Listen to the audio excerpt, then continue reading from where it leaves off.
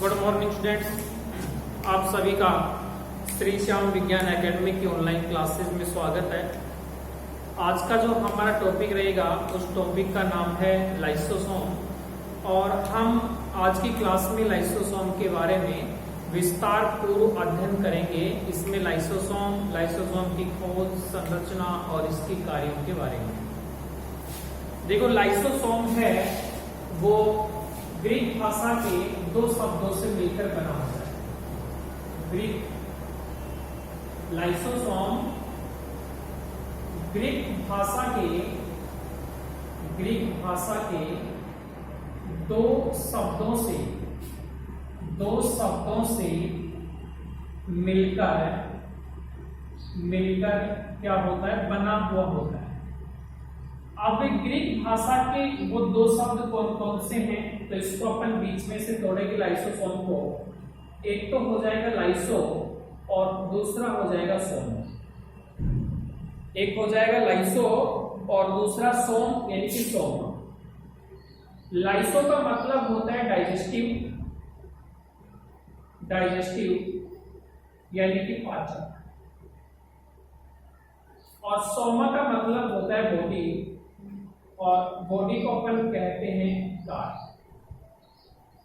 या इसे अपन शरीर भी कह सकते हैं। तो लाइसोसोम ग्रीक भाषा के कितने शब्दों से मिलकर बना, दो शब्दों से मिलकर बना हुआ है। और दो शब्द कौन कौन से हैं, दो शब्द हैं, एक लाइसो और दूसरा सोम। इनको बीच में से अपन ब्रेक करेंगे तो सोम का क्या हो जाएगा, सोमा हो जाएगा।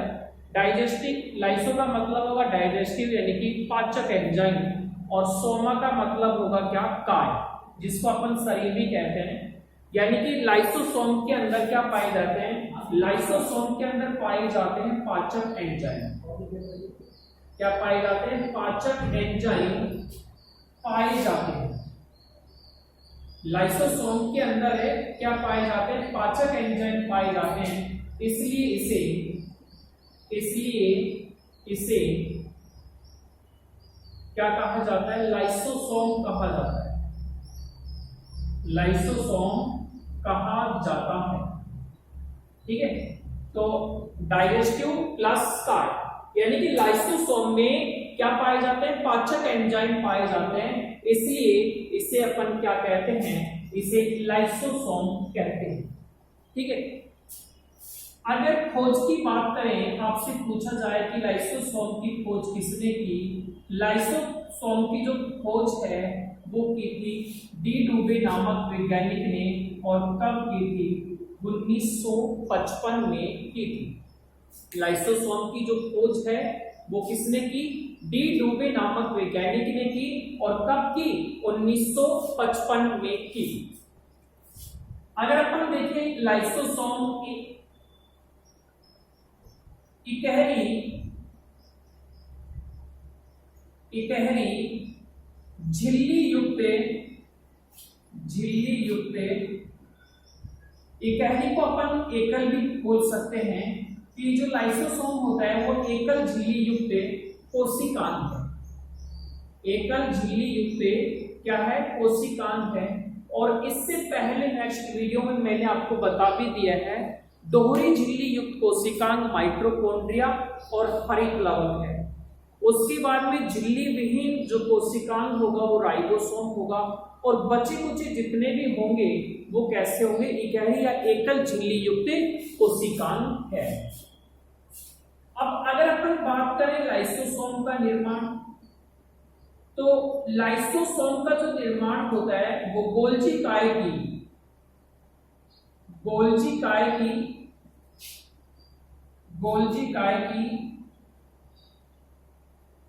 पुटिकाओं के किसके द्वारा होता है, मुकुलन द्वारा किसका निर्माण होगा, गोल्जी काय का क्या होता है, निर्माण होता है, ठीक है। यहां तक किसी को दिक्कत नहीं होना चाहिए। यानी कि लाइसोसोम ग्रीक भाषा के कितने शब्दों से मिलकर, दो, एक लाइसो और दूसरा सोमा। लाइसो का मतलब डाइजेस्टिव यानी कि पाचक, सोमा का मतलब काय। यानी कि इस लाइसोसोम में पाचक एंजाइम पाए जाते हैं, इसलिए इसे लाइसोसोम कहते हैं।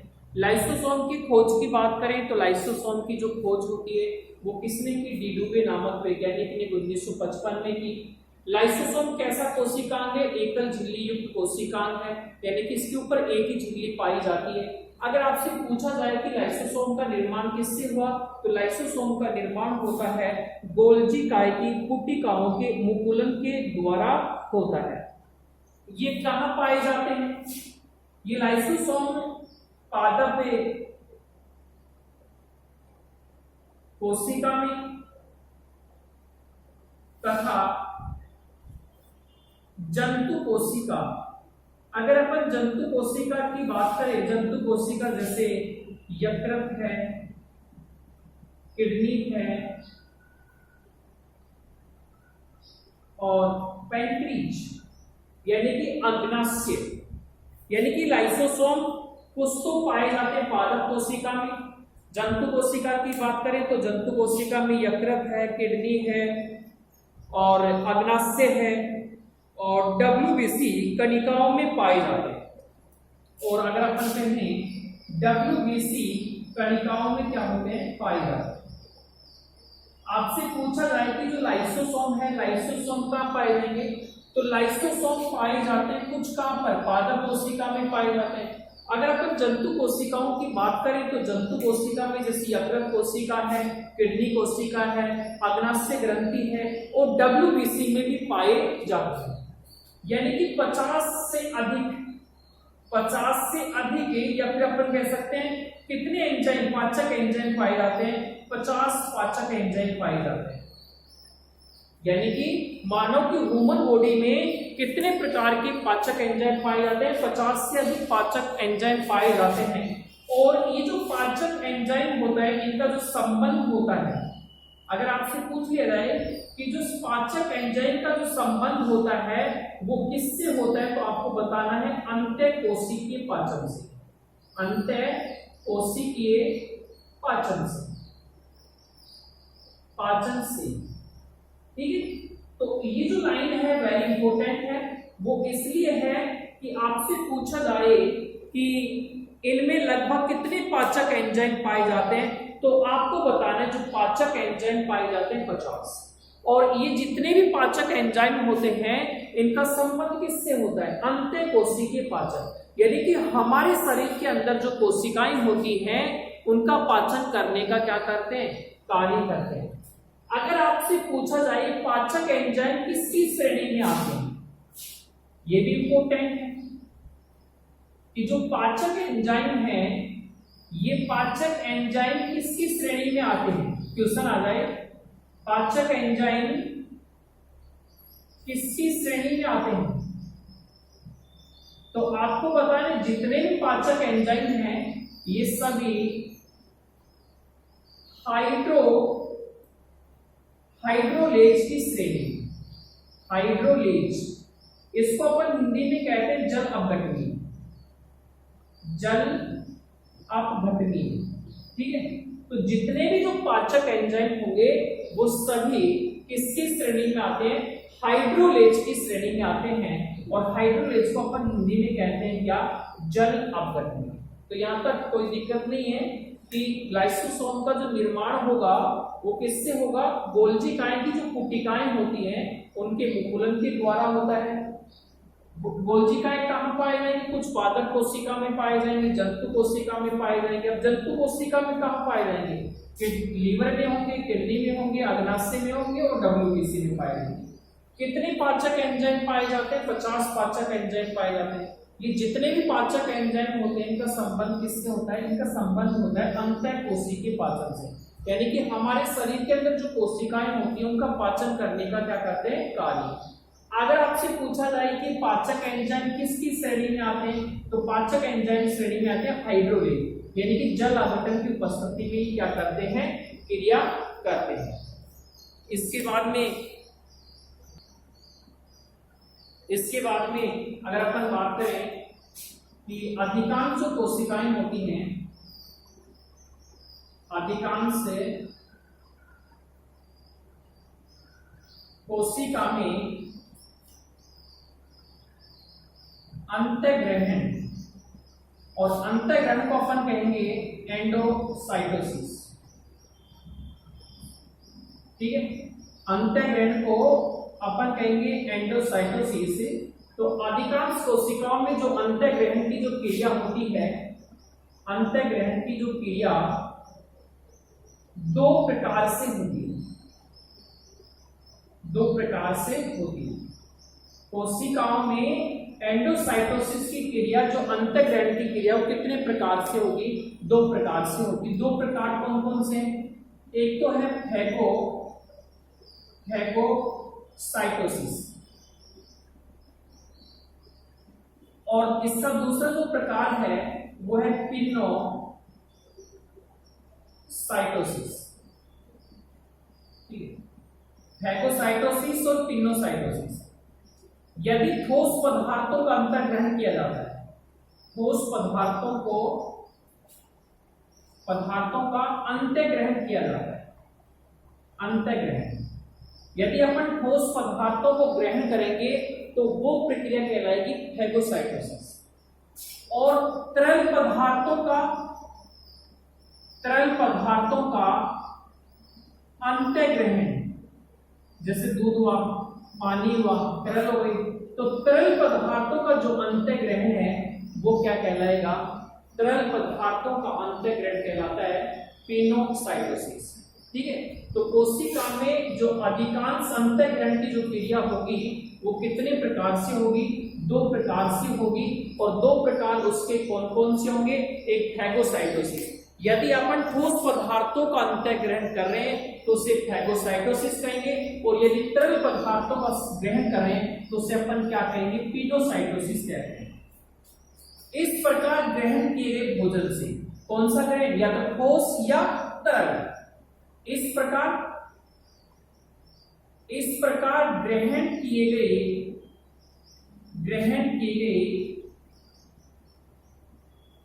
भोजन के साथ प्राथमिक लाइसोसोम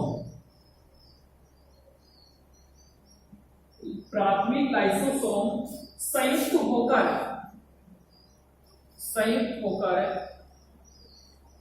द्वितीयक लाइसोसोम का क्या करते हैं? निर्माण करते हैं। यानी कि इस प्रकार आपने ठोस भोजन और तरल भोजन ग्रहण किया, उस भोजन के साथ प्राथमिक लाइसोसोम संयुक्त होकर किसका निर्माण करते हैं? द्वितीयक लाइसोसोम का निर्माण करते हैं। अब यहाँ पर द्वितीयक लाइसोसोम का निर्माण हो गया, और आपने जो भी ठोस या तरल भोज्य पदार्थ ग्रहण किया उसका क्या हो जाएगा? पाचक एंजाइमों के द्वारा क्या हो जाएगा? पाचन हो जाएगा, के द्वारा क्या हो जाएगा? पाचन। और पाचन होने के पश्चात ही जो पचित पदार्थ होता है, ये लाइसोसोम की झिल्ली द्वारा, इसकी झिल्ली के द्वारा, लाइसोसोम की जो झिल्ली होगी, उस लाइसोसोम की झिल्ली के द्वारा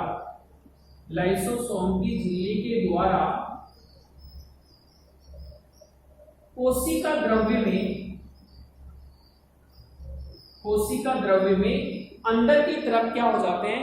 चले जाते हैं, या फिर अपन कहें जीव द्रव्य भी लिख सकते हैं। कोशिका द्रव्य जीव द्रव्य में क्या हो जाते हैं? चले जाते भी। जैसे ही आपने ठोस या तरल पदार्थों को ग्रहण किया, ग्रहण करने के पश्चात इनके साथ प्राथमिक लाइसोसोम ज्वाइंट होकर और द्वितीयक लाइसोसोम का क्या कर लेते हैं? निर्माण। जो भी आपने ठोस पदार्थ या तरल पदार्थ ग्रहण किया, उनका पाचक एंजाइमों के द्वारा पाचन हो जाएगा। पाचन होने के पश्चात वो जो पचित पदार्थ है वो किसके द्वारा? झिल्ली के द्वारा जीव द्रव्य में क्या कर जाता है? प्रवेश कर जाता है। अब जो अपचित भोज्य पदार्थ बचा, अपचित भोज्य पदार्थ, अब ये जो अपचित जो भोज्य पदार्थ होगा वो लाइसोसोम द्वारा, देखो यहां पर आपने लिखा एंडोसाइटोसिस है, तो यहां पर लिखेंगे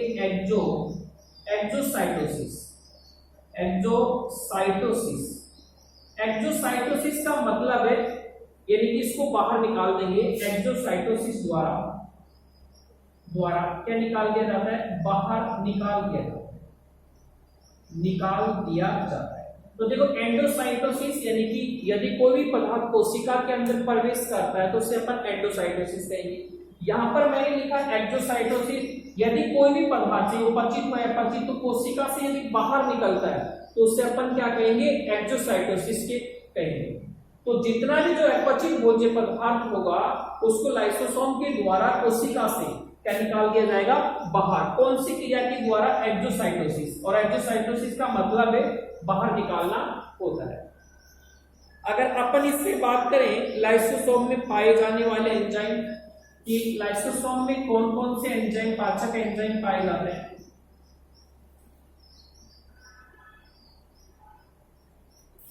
तो लाइसोसोम में पाए जाने वाले पाचक एंजाइम कौन कौन से एंजाइम पाए जाएंगे, जैसे राइबो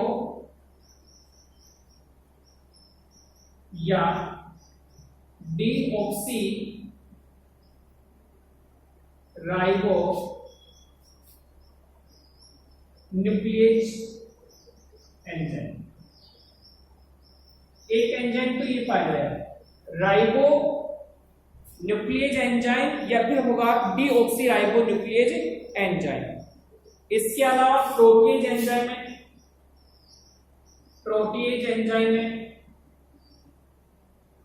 सल्फेटेज एंजाइम है,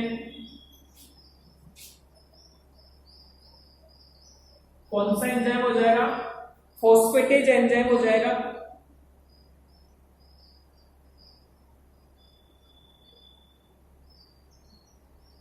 आदि एंजाइम पाएगा। ठीक है, अगर आपसे पूछा जाए कि लाइसोसोम में कौन कौन से पाचक एंजाइम पाए जाते हैं तो लाइसोसोम में राइबोज या deoxyribose nuclease enzyme, protease enzyme, sulphatase enzyme और फॉस्फेटेज एंजाइम। ये यदि एंजाइम किसी भी कारणवश से यदि ये एंजाइम भरे होंगे थैलीनुमा संरचना, यदि वो थैलीनुमा संरचना क्या हो जाती है, फट जाती है। और यदि थैलीनुमा संरचना फट जाएगी तो जितने भी पाचक एंजाइम हैं ये हमारे पूरे शरीर में क्या हो जाएंगे, फैल जाएंगे। और जब ये पाचक एंजाइम पूरे शरीर में फैल जाएंगे तो मैंने इससे पहले बताया था इनका संबंध किससे होता है, अंतःकोशिकीय पाचन। तो हमारे शरीर के अंदर जो कोशिकाएं पाई जाती हैं उन सभी कोशिकाओं का क्या कर देंगे, ये पाचन कर देंगे। और जब पाचन कर देंगे तो उसके बाद मनुष्य की क्या हो जाएगी, मृत्यु हो जाएगी। इसलिए इस लाइसोसोम को आत्मघाती थैली के नाम से भी क्या होता है, जाना जाता है। हो गया। यदि जितने भी पाचक एंजाइम होंगे सभी पाचक एंजाइम किसमें भरे होंगे, थैलीनुमा संरचना में। और यदि थैलीनुमा संरचना किसी भी कारणवश से फट जाती है तो पूरे पाचक एंजाइम शरीर में फैल जाएंगे। और ये पाचक एंजाइम का संबंध किससे होगा, अंतःकोशिका से। यानी कि शरीर के अंदर जितनी भी कोशिकाएं पाई जाएंगी उन सभी का पाचन कर देंगे और मनुष्य की क्या हो जाएगी, मृत्यु हो जाएगी। इसलिए लाइसोसोम को किसके नाम से जाना जाता है, लाइसोसोम को जाना जाता है आत्मघाती थैली के नाम से। देखो इसके बाद में हमारे कार्य आते हैं लाइसोसोम के कार्य। तो लाइसोसोम के कार्य में देखो सबसे पहले मैंने लिखा बाह्य पदार्थों का पाचन। और मैंने पहले भी बताया था कि कोशिका में जो फैगोसाइटोसिस और दूसरा कौन सा, पिनोसाइटोसिस द्वारा ग्रहण किए गए भोजन का पाचन, इसके द्वारा फैगोसाइटोसिस और पिनोसाइटोसिस के द्वारा ग्रहण किए गए भोजन का पाचन किसके द्वारा होता है, लाइसोसोम। मैंने बताया फैगोसाइटोसिस के द्वारा ठोस पदार्थों का और पिनोसाइटोसिस के द्वारा कैसे पदार्थों को ग्रहण किया जाता है, तरल पदार्थों को क्या किया जाता है, ग्रहण किया जाता है। दूसरा कार्य देखें तो लाइसोसोम का संबंध किससे होता है, लाइसोसोम का जो संबंध होता है वो अंतःकोशिकीय पदार्थों के पाचन से। यानी कि शरीर के अंदर जितनी भी कोशिकाएं होती हैं यदि वो थैली फट जाए तो शरीर के अंदर उपस्थित सभी कोशिकाओं का क्या कर देंगी, पाचन कर देंगी। अगर तीसरा अपन पॉइंट देखें तो ये जो लाइसोसोम है ये कोशिका विभाजन में क्या करते हैं, सहायता करते हैं। अगला पॉइंट देखें, गुणसूत्रों का क्या करना, पृथक करना, ये गुणसूत्रों को तोड़ने का कार्य करते हैं। और पांचों मैंने पॉइंट लिखा है अंड कोशिका में नर युग्मक के प्रवेश से, यानी कि जब अंडाणु में शुक्राणु क्या करेगा, प्रवेश, अंड कोशिका यानी अंडाणु, नर युग्मक यानी कि शुक्राणु, जब अंडाणु में शुक्राणु प्रवेश करेगा तो अंडाणु के ऊपर जो झिल्ली पाई जाती है वो झिल्ली का क्या कर देता है, लाइसोसोम पाचन, और जब अंडाणु के ऊपर जो झिल्ली पाई जाती है उसका पाचन कर देगा तो शुक्राणु आसानी से अंडाणु में क्या कर जाएगा, प्रवेश कर जाएगा। और जितनी भी रोगग्रस्त कोशिकाएं होती हैं हमारे शरीर में उन सभी को नष्ट करने का भी कार्य कौन करता है, लाइसोसोम क्या करता है, कार्य। तो ये लाइसोसोम के क्या हो गए, कार्य।